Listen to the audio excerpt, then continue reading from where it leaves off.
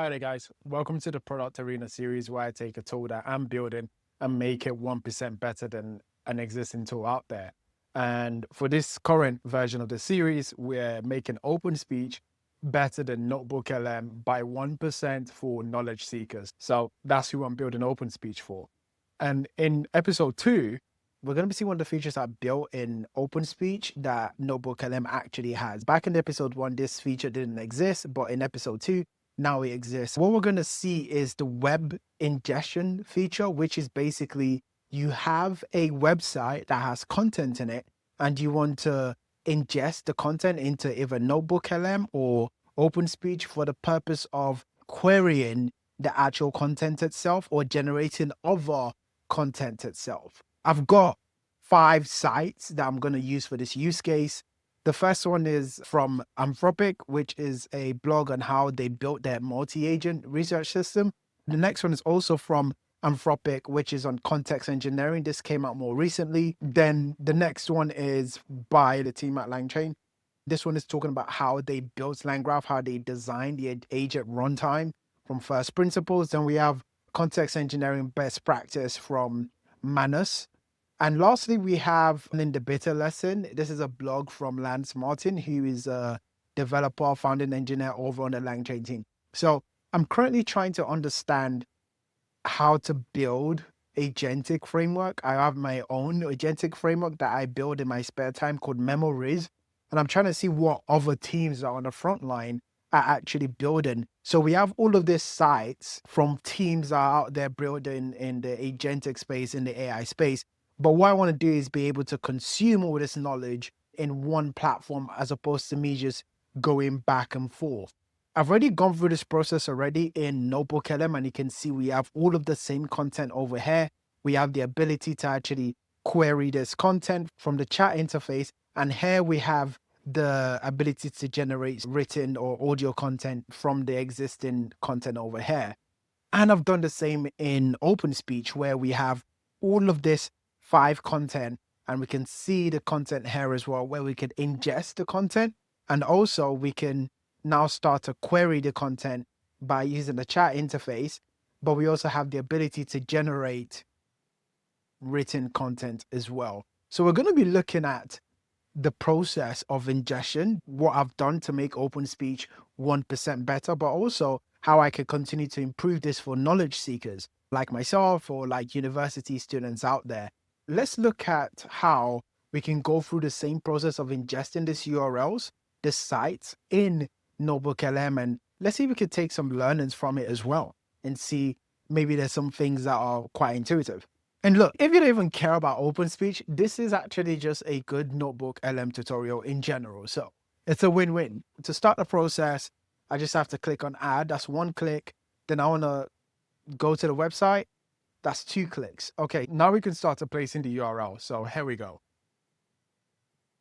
And one thing in NotebookLM is rather than you just placing one URL, what you can do is just keep URLs, multiple URLs separated by space or new line. Okay, so let's do it by new line. So we have 1, we take the next one from Anthropic again, put that in there, we get the next one. And this is the last one. So now we have all of these 5 articles linked in here. So we can just go over here to insert and it kickstart the process. So here we go, inserted very quick, like less than 10 seconds. And we have all of the content ingested. We can see the building LangGraph from LangChain, and we can see there's a summary that is generated when you open this content. And this takes you to the actual content itself. And here we can see we have this area where we have the summary again from the actual article.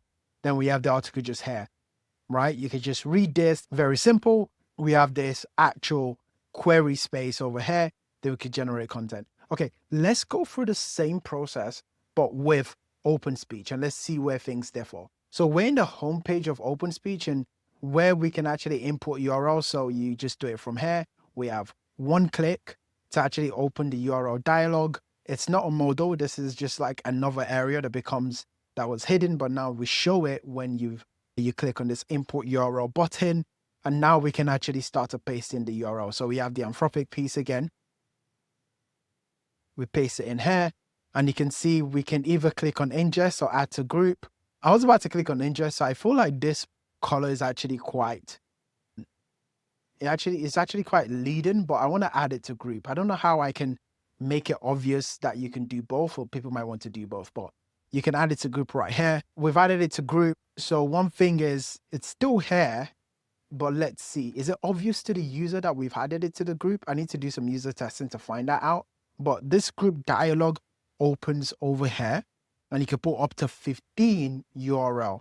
Now the user has to just put in another link over here, and rather than click ingest again, we just again add to group. So one thing I can do now is actually start to clear out this part of the text as the users click added to group. Another thing I can actually do is when I observe that the user is adding content to group, I should just remove this ingest button because it can get more misleading as we go across.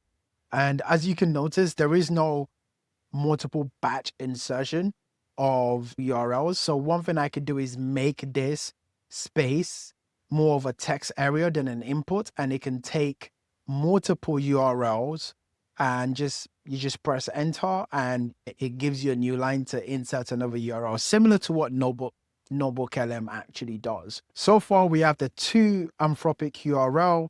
Let's get the LangChain piece as well. We're going to add that to the group. We're going to get the Manus piece as well. We're going to add that to the group. And for the last piece is the bitter lesson piece, and we're going to add that to the group right there. So we have 5 items in the group.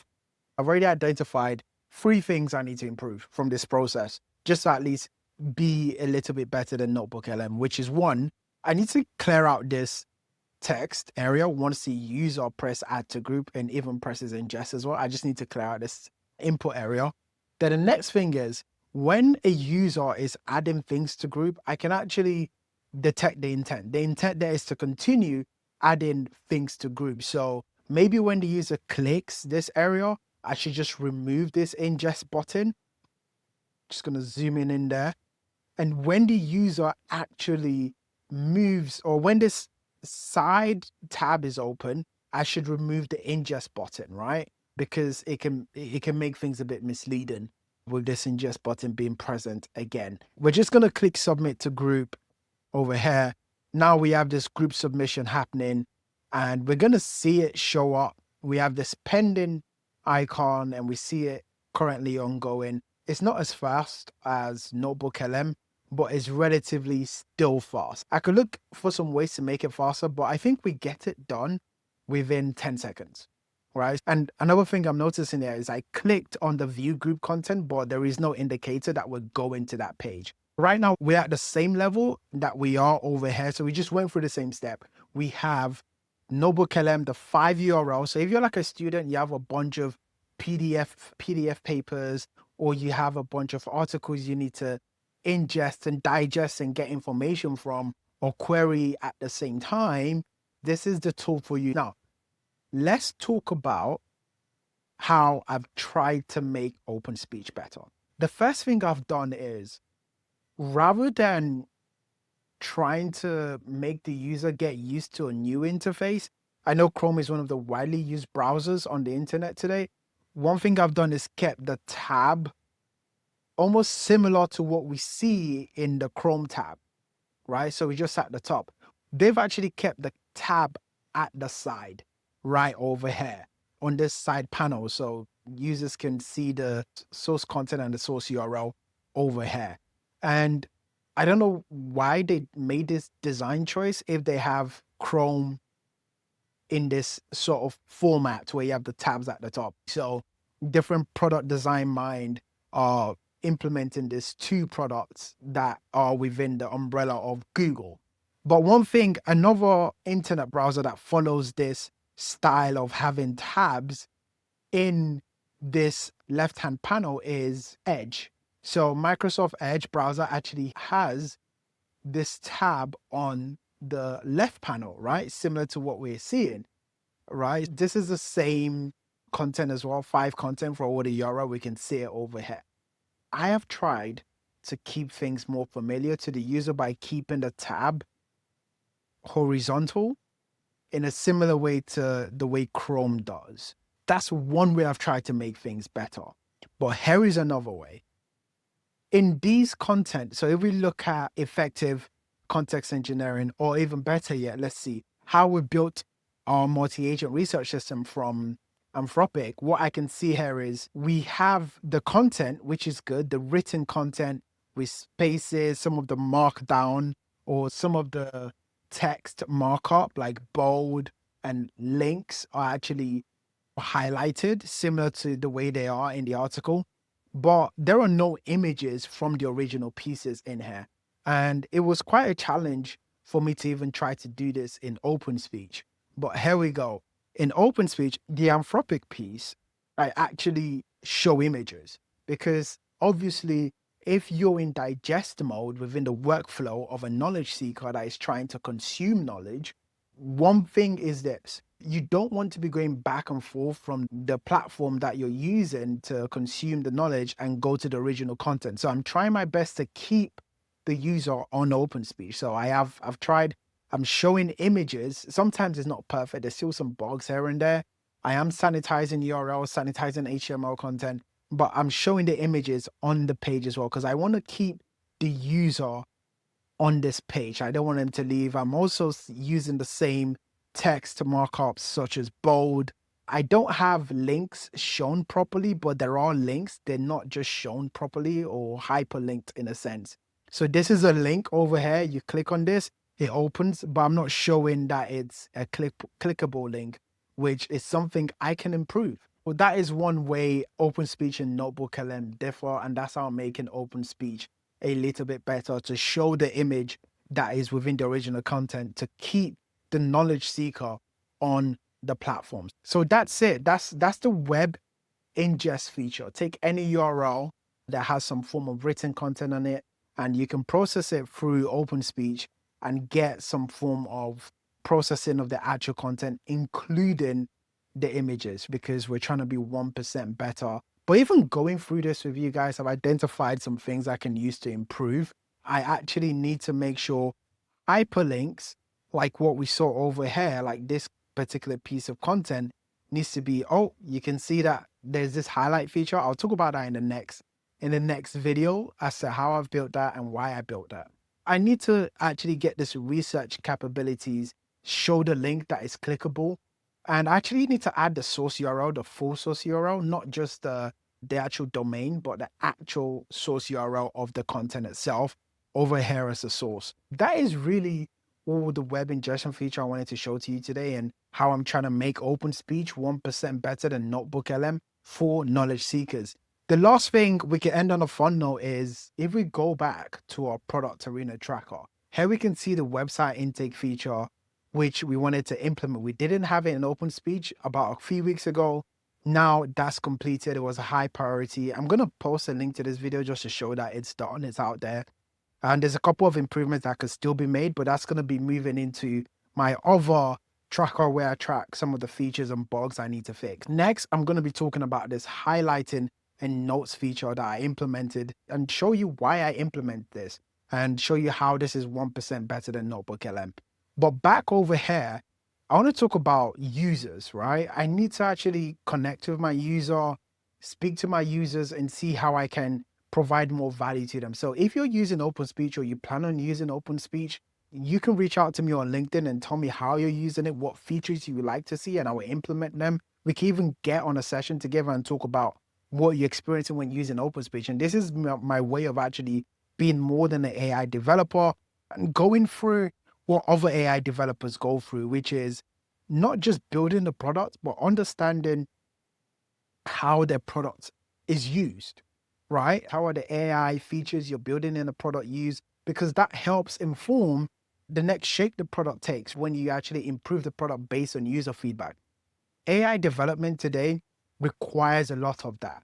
I see a lot of developers just vibe coding or building things in silo, and they think they know what the users want, but really you don't. The only thing that AI has actually done for us AI developers is made us implement a lot of features quickly.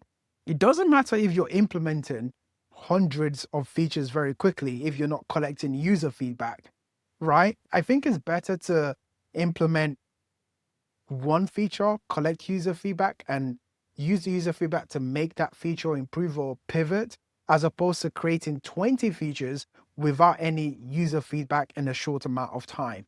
I'm trying to really embrace that and learn from that. So the users that use OpenSpeech, I'm using Postdog for product analytics. Like I said, this extended AI developer experience, you have to be a designer, you have to be a product manager, you have to be a product engineer, you have to be a customer success manager, wear many hats, but just understand the first principles of each of those disciplines.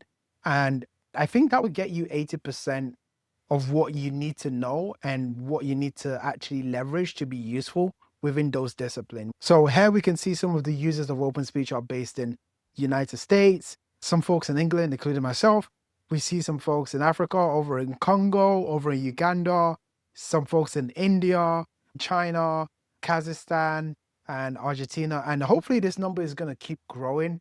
And I'm going to be talking more about product analytics as this number keeps growing and you guys try out OpenSpeech and give me some feedback. So that's it for today.